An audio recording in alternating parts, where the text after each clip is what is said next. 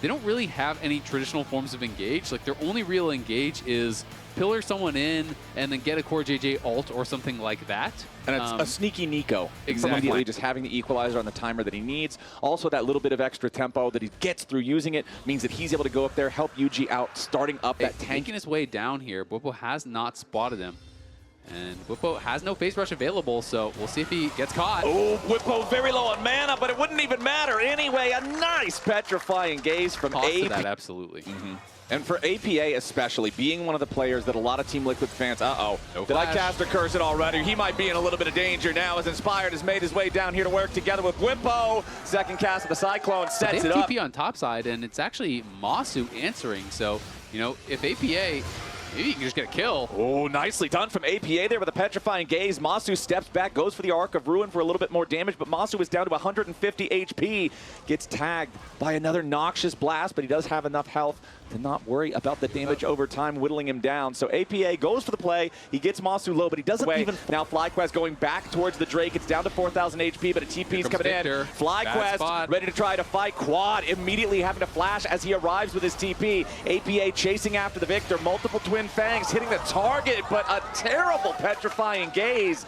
APA spins a big cooldown for a whole lot of nothing, and now FlyQuest has to be careful with their AD carry. Masu backing away a little bit. I think that led to APA feeling a little bit desperate. He had flashed after him, and then once he committed the flash to chase him, I think he's like, oh, I gotta get this kill, right? Yeah. But then uses the petrifying gaze as well. Can't get anything with that. Now Masu is just gonna walk forward and finish off this tower. So now they get feats through pure map movements and setups. And I've commented on this before, but I always believe that the value of the extra move speed from the feats of strength from the empowered boots is much better when one of the teams doesn't have dashes. When one of the teams is with just the Nico as a Karma, that means there's no flash pop blossom. There's no explosive engage whatsoever. And now Bwipo spotting them going in here. They're on the Otacon.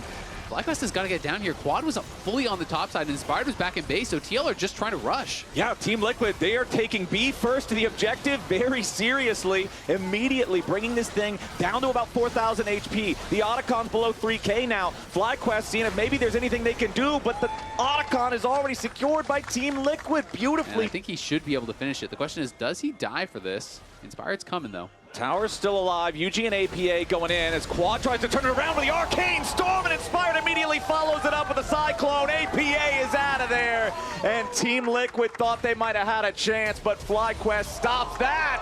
Impact with a solo kill on Bwipo down on the other side of the map. Gets something back for TL. Yeah, that's really important there for TL. When you're losing on the top side, when you're falling behind, you need some sort of avenue back into this game, and maybe Impact can be that. There's been a ton of talk about how Impact has not been playing up to his standards, but doing well in this matchup. Bwipo had the counter pick. This is a matchup he's super comfortable on, and Impact gets that solo kill. Trying to go for the execute here, and he does get it with that TP coming in. That is really... But you almost know that you're going to die as soon as you do it. So making the noble play for the team as Team Liquid trying to see if they can find something here on the Quad. A big pop blossom for the engage, but where's the rest of the follow-up? Core JJ is already down, and FlyQuest counterpunch just hits harder. Quad is still alive. Yon's trying to fire back into the lines of FlyQuest, but he ain't finding a whole lot. Impact's going to be killed off next. Bwipo takes him down with the winds of war as APA needs a couple more Twin Fangs. Quad flashes away, and Masu's going in for the auto attacks on the Snake as Bwipo's in a 1v2, and he wins those! Triple kill for Wide Bwipo, ace for FlyQuest. And it's a clean passive comes through. The Q shield from Victor comes through. There's so many forms of shielding. They set everything at Quad, and he still just kind of walks it off. He didn't even have to most of this through shields and healing. Yep, and that is the power of their composition. Tons of AoE magic damage. Inspired looking for this engage, and Impact, he is out and alone. Yeah, Impact could be in some danger here. Nearly gets one back onto Inspired, but again, man, Busio with this monster gold lead. Feels like they're probably one good fight away from closing it out. Okay, Team Liquid continuing to yield ground to FlyQuest as they push forward and look to take over the TL jungle. Bwipo going in there after APA, the Justice Punch, and everything just knocks him down. Redemption to guarantee a little bit extra as Masu and Inspired show up. APA is gone, man. The Cassiopeia 1-4-0. The blind pick Cassio has not paid the dividends Team Liquid was hoping for. No, it hasn't at all. And I mean, who says Karma's not a roaming champ? Look at him affecting those side lanes. Redemption. He's everywhere, brother, and so are those redemption cats. The objective bounty claim to the bottom lane of the Tier 1 tournament, at least by Impact, as now Team Liquid scrambling to try to do something about this Baron. Impact TP's up, but it's going to be a little bit too little, a little bit too late. A little bit of a Baron for FlyQuest. 9,500 gold lead now. Yeah, Jan does throw over the Foss Bomb Rocket, gets the Baron. It's very hard, right? Because usually when you're losing, what do you say to come back? Let's get a pick, right? You know, that's generally kind of the thought process, but TL just don't really have the tools to do that. Okay, Bwipo now getting jumped on. Team Liquid seeing if maybe they can try to pick the Galio, but it just doesn't work. Bwipo makes some distance and then immediately re-engages. Now the rest of FlyQuest coming up right behind him. The Tier 2 tournament is already down and Inspired's coming in looking for the damage. Yawn is gone. APA on the run.